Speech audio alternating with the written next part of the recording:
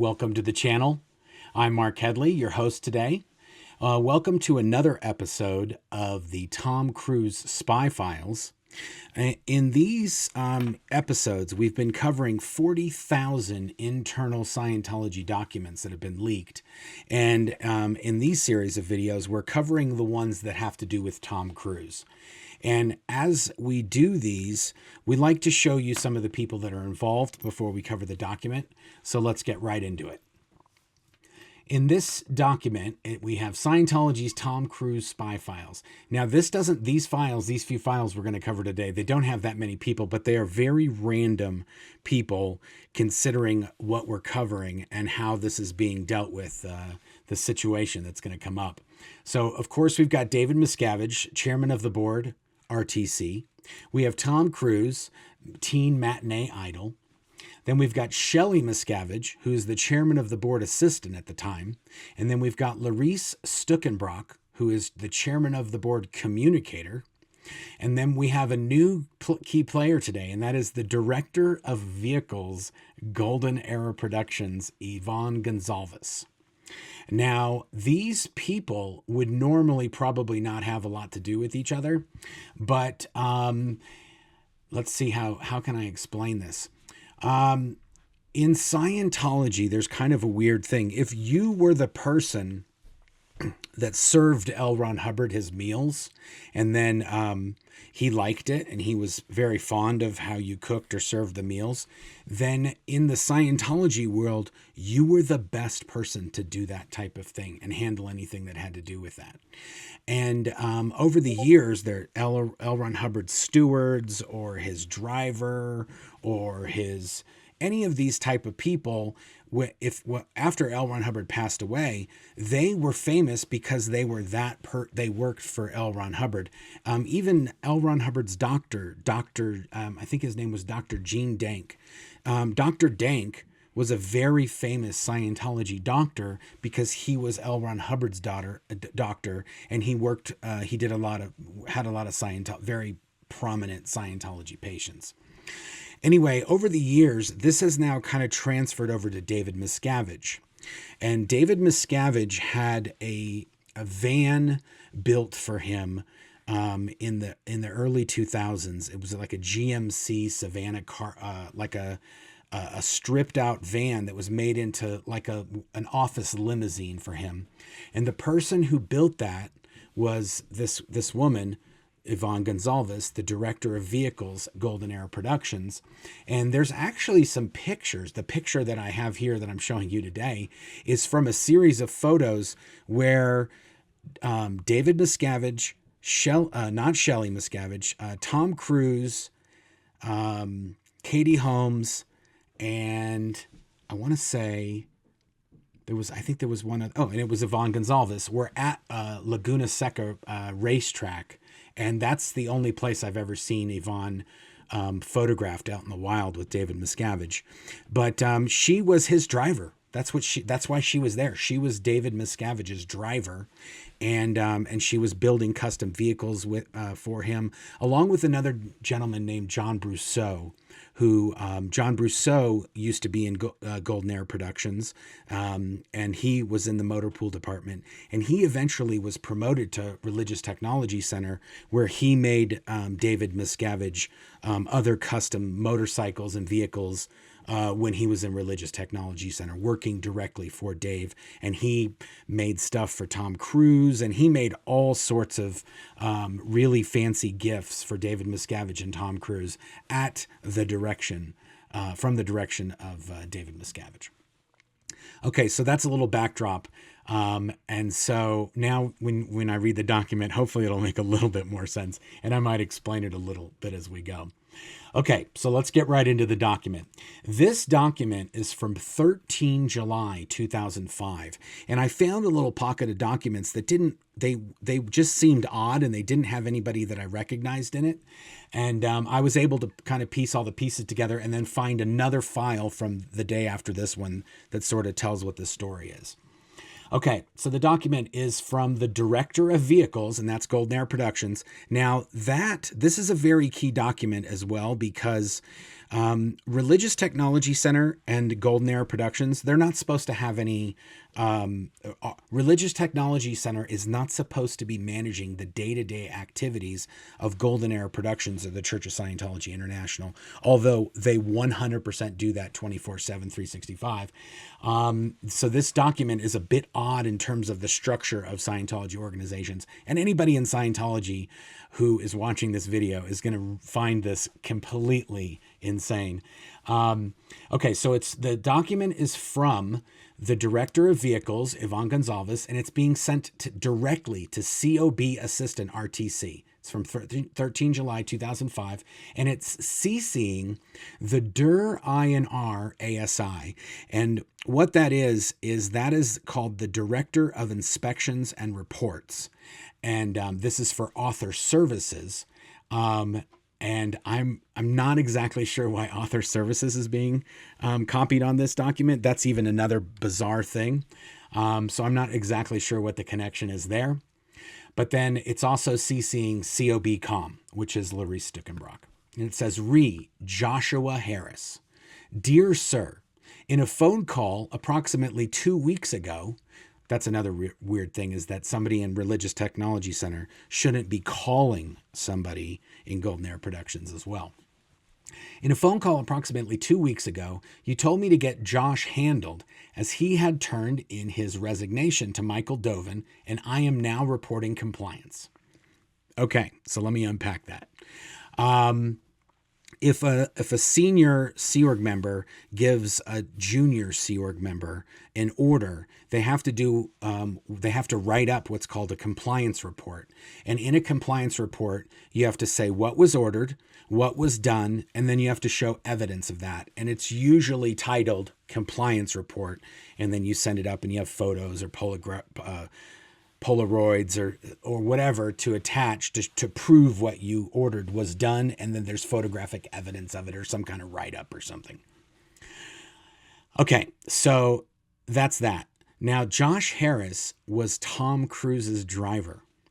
Okay, so what's happening here is this guy, Josh Harris, he says, I'm going to resign. And he wrote that to Michael Dovin, who is the executive director or the person that's running Tom Cruise's production company called Odin Productions. And so this driver guy was like, peace out. I'm resigning. I'm not going to be Tom Cruise's driver anymore. And so then I guess Michael Dovin, somehow that word got from Dovin, because Michael Dovin at the time and his wife, I can't remember her name right offhand, Andrea Dovin. Andrea Dovin and Michael Dovin were spies for Scientology with Nicole Kidman and Tom Cruise.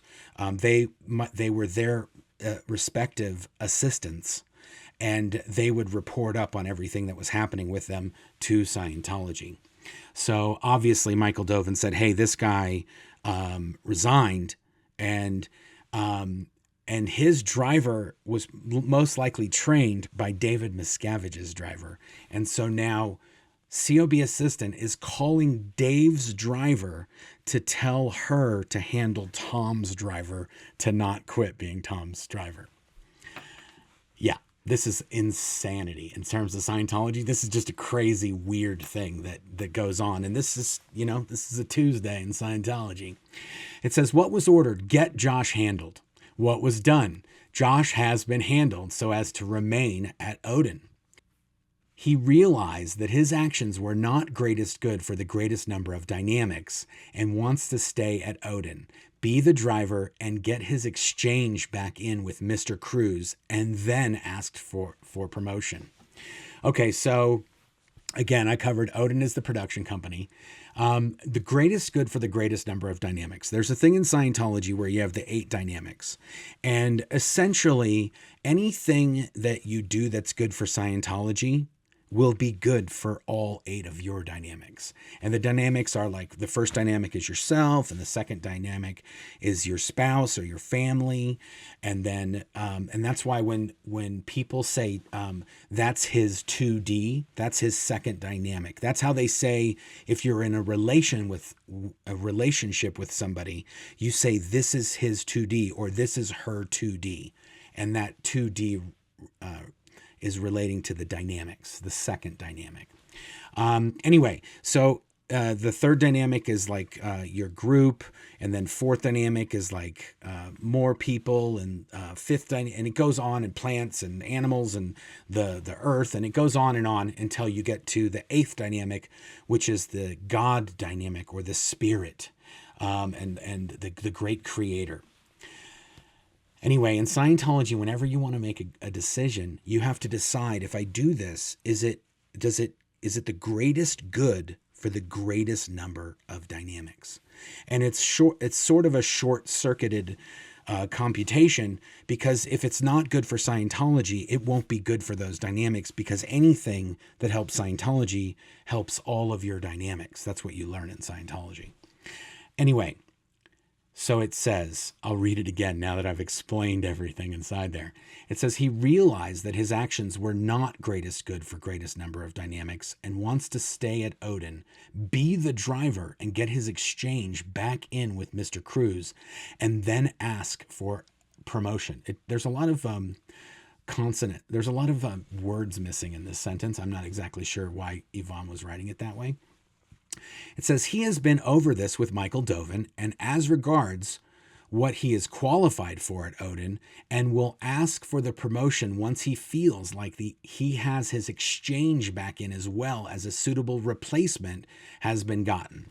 Okay, that's another thing in Scientology. In Scientology organizations, or the Sea Org, or even in Scientology-run businesses, if you want to move to another post, you have to get somebody to do your post before you can be promoted. So it sounds like this guy's been being his driver for a while. He wants to get promotion, but he doesn't have somebody else that can be the driver. He has to groove in a new driver, and only then could he move off of the post of Tom Cruise driver. Wow. An exchange in Scientology, if you do something for somebody, they do something back for you. It has to be an even exchange. And the way this is being worded is that this driver guy is getting a lot more from Tom Cruise than he's giving to Tom Cruise. So he needs to get his exchange back in before he can ask for a promotion. He definitely feels he can do more for Mr. Cruise directly on films, and has communicated this to Michael. He really wants to ensure that whoever the driver is qualified and can handle the motorcycles as well. And this, like I told you earlier on, at this time, John Brousseau and Yvonne Gonzalvez were building all these custom vehicles for Mr. Cruz and for David Miscavige. So now whoever takes over the driver, that in Scientology, in the Scientology world, whoever the driver is, that person's also responsible for the vehicles. So if the vehicle needs a tune-up, or a tire fixed, or washed, or waxed, or cleaned out, the driver is responsible to make sure all of that happens, and that the product that they're turning over to the person is a high quality vehicle that transports them to and fro. Okay. He really wants to ensure whoever the driver is qualified and can handle the motorcycles as well. In the last 10 days, he has finished personal values and integrity course. Okay, this is a key, because this is why she told COB assistant Shelley Miscavige told Yvonne 2 weeks ago in a phone call, you got to get this guy handled. Well, she can't really say that he's handled until he's done something, and then he changes his mind and he stays the driver. So in the last 10 days, he has finished the personal values and integrity course, how to handle relationships with others course, ups and downs in life course, second time, and how to start a successful marriage course. He is starting the STCC this weekend. STCC is Success Through Communication course.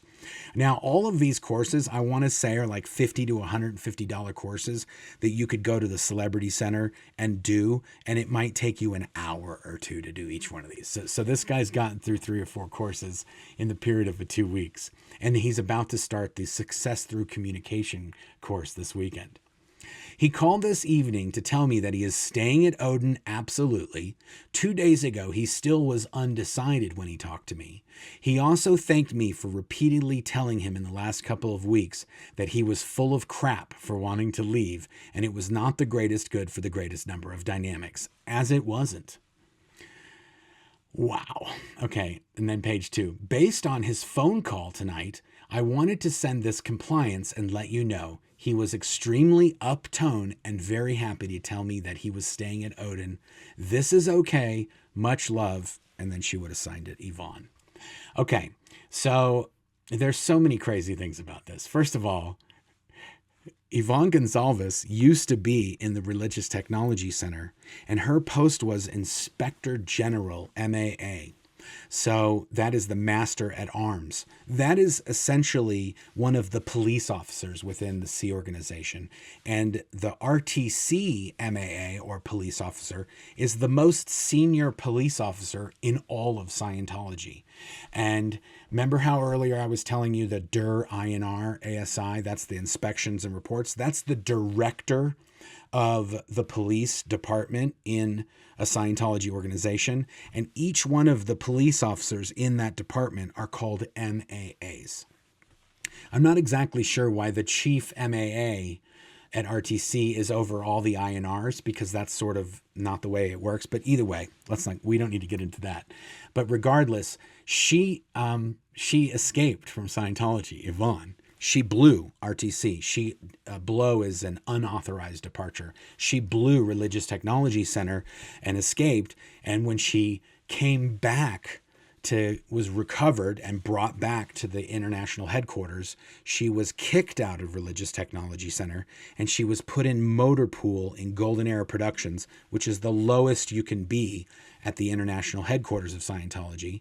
And Golden Era Productions is the lowest echelon, or the lowest senior organization. It's the bottom at the international headquarters. And she was made the motorcycles IC. And then over the years, she was promoted from motorcycles IC in Golden Era Productions to the director of vehicles. And I'm pretty sure it was because the director of vehicles went to the rehabilitation project force. And so a lot of senior executives in Scientology, for any Scientologists who are watching this, a guy named Jeff Weber used to be a bus driver in Motorpool. Before that, Jeff Walker, he was the senior case supervisor international. He was in charge of all technology and one of the highest trained Scientology counselors in Scientology. And when he tried to escape from Scientology and was recovered back, he was assigned to the Motorpool department, and he was made a bus driver. And I think he actually split two posts. He was the deputy de-weeder when he wasn't driving a bus. So he was a bus driver / deputy de-weeder, many deputies of de-weeders. John Eastman was made a Motorpool staff member. Many people over the years were assigned to Motorpool as sort of a punishment more than anything else. Okay, let's do the next document. Now this, evidently, I don't have the document, but evidently COB assistant got Yvonne's dispatch and asked some questions, and now she's answering those questions. So this is 14 July 2005 from DIR Vehicles to COB Assistant RTC. It says CC DIR INR ASI, COB COM, and the CCI RTC Rep HFA. Now that is the Celebrity Center International Religious Technology Center representative held from above.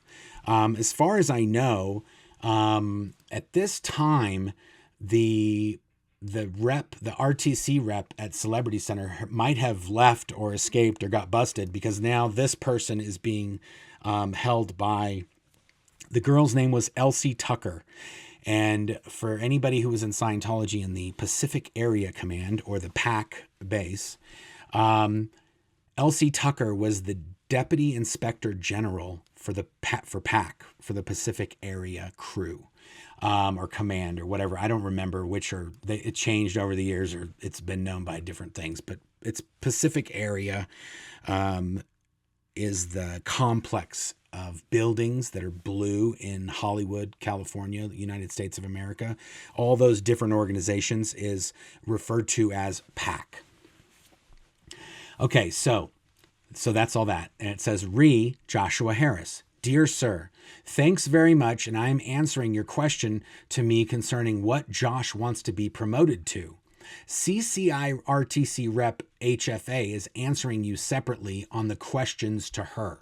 Josh told me that he wants to be Michael Dovin's assistant, i.e., be a production assistant on film production under him and take this load. He feels he has experience to do this. He has been a production assistant on a number of other films, such as One Time in Mexico, Terminator 2, etc.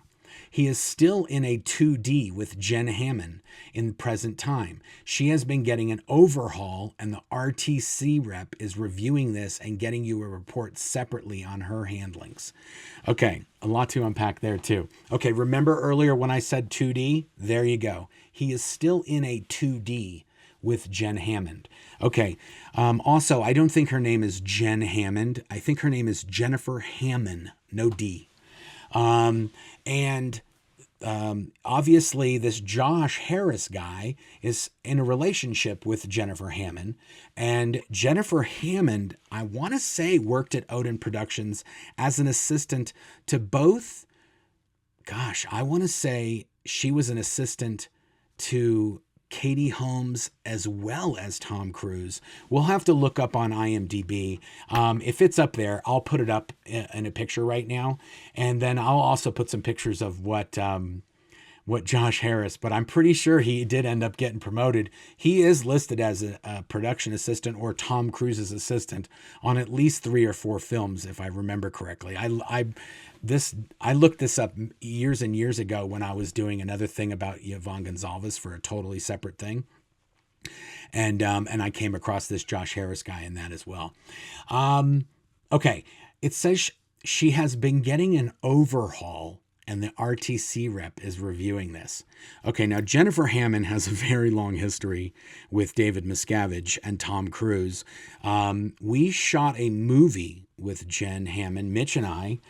It was a Scientology public film called The Married Couple. And in the film, The Married Couple, the wife cheats on the husband, and then they get Scientology marriage counseling, and then everything's wonderful and their marriage lives on. Well, when we were casting the film, Jennifer Hammond came up as one of the actresses that was being proposed, and the talent department has to do like a deep dive on this person, and they have to get interrogated and all these things in order to come to the international headquarters to be filmed. And Jen Hammond went through all that. She passed all that. And then we shot a whole entire movie with her called The Married Couple. Okay, the film was done, and I'm pretty sure it was either being edited or it was even being edited, and it was just about to be released at a Scientology convention or event is what we call them, a Scientology event. And I got a communication from David Miscavige. I got a dispatch like this from David Miscavige saying, hey, your actress was on Cinemax last night at 3 a.m. in a film that I'm pretty sure she shouldn't have been in in order to be cast in the Married Couple film. And sure enough, she had shot a movie called Allison is Watching. And the copy of the movie that she gave to the talent department was the R-rated version of this movie. And it had to do with a girl that worked on the streets at night. And she, when she came home to her apartment, this other girl named Allison would spy on her while she was doing personal activities in her room. And this Allison girl was played by Jennifer Hammond. And after many times witnessing this other female being involved in different activities in her room, she joined in those activities. In the R-rated version of the film, she goes in and they're making out, and then it cuts to later on. Well, it turns out that somehow, some way, David Miscavige was watching Skinemax at 3 a.m. and he saw the triple X version of that film that had a very wildly different edit than the version that she had turned into the talent department at Golden Era Productions, and she didn't mention that when she was getting interrogated. And so that was a bit of a flap.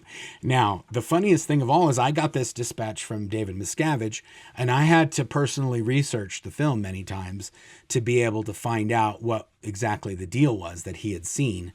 And I had to get a copy of not the R-rated one. I had to get a copy of the other rated one, and I had to watch it because I needed to report back up to David Miscavige. And the funny thing is I think it was legitimately airing on Cinemax. And I can't remember. I think I made up some whole song and dance about how I spoke with somebody at Cinemax and it was only going to be airing once or twice more, and then they would stop their run of it. That was 100% completely made up. And because I knew the absurdity of this was, how is it that nobody's asking? I mean, there was a lot of people that were copied on this dispatch from David Miscavige to me. And I was like, is nobody else wondering what David Miscavige is doing watching Skinemax at 3 a.m.? Like, nobody's going to ask that question. Anyway, so David Miscavige saw Jen Hammon in this film, and I wrote up the report, and she was like, oh, I didn't know. It was along the lines like she was playing silly on it, like, oh, I just knew there was an R version, I didn't know there was another version. Well, I mean, she shot the version that they had, so it was like, well, but you filmed it.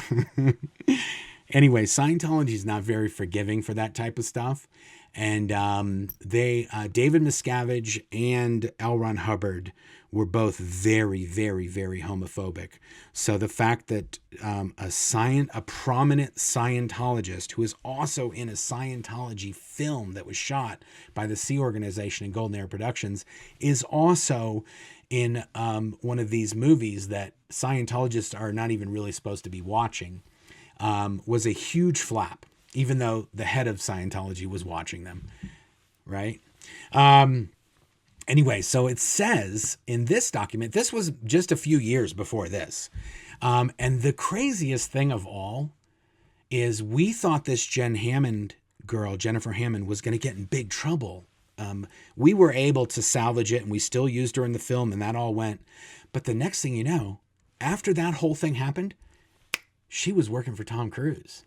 So I don't know what happened between David Miscavige seeing her in a film and her suddenly being hired by Tom Cruise, but somehow they were all connected up after that. Okay, so let's just do this last part. It says, he is still in a 2D with Jen Hammond in present time. She has been getting an overhaul, and the RTC rep is reviewing this and getting you a report separately on her handlings.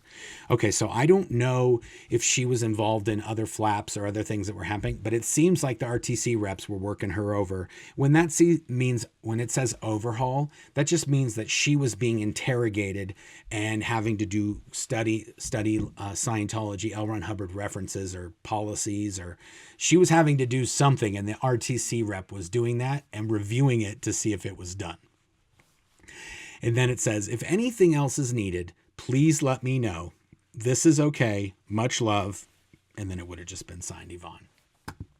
Okay, so now this is a wild thing that the person who's responsible for checking the air on David Miscavige's tires is now also writing to the head of Scientology and his assistant, because in a lot of cases, Shelley Miscavige is only writing about something that Dave asked about, or Dave wants to know about, or Dave wants handled. So if Tom Cruise heard, or Michael Dovin's like, hey, I'm about to lose my driver, then Dave Miscavige go, hey, Shelley, find out what's happening with his driver. Make sure he doesn't lose him.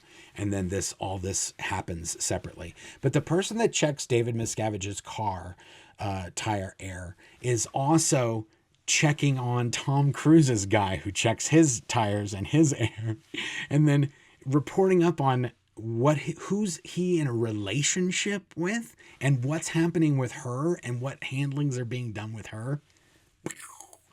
This is like a giant waste of everybody's time. Anyway, there's some more. I kind of found, this is like opal mining. I was digging around these files, and then I found these two from 2005. I was like, oh, what are these? And then when I was digging around those, I found a whole bunch of other Odin production dispatches as well. And those are likely the next ones we're going to do, because there's all kinds of nonsense that's happening over at Odin, and they're freaking out over there about things that are missing, and people are getting interrogated, and it's a whole thing. So that'll likely be one of the next files we do. But I just wanted to say thank you for everybody who tuned in for today, and we will see you on the next edition of the Scientology Tom Cruise Spy Files. Thanks. Until next time. Thanks for watching. If you'd like to help support the channel, feel free to check out the merch store link in the description. We have Hail Xenu, Xenu is my homeboy, and BFG branded mouse pads, shirts, mugs, all sorts of other stuff in there that helps us to bring you new content on a regular basis. You can also pick up a copy of my book, Blown for Good, Behind the Iron Curtain of Scientology, in hardback, Kindle, and Audible versions as well. There's also a link to our podcast, and you can get that on Apple, Spotify, or wherever you listen to podcasts. And if you'd like to watch another video, you can click on this link right here, or you could click on this one here, or you can click on the subscribe button right here. Thanks a lot. Until next time.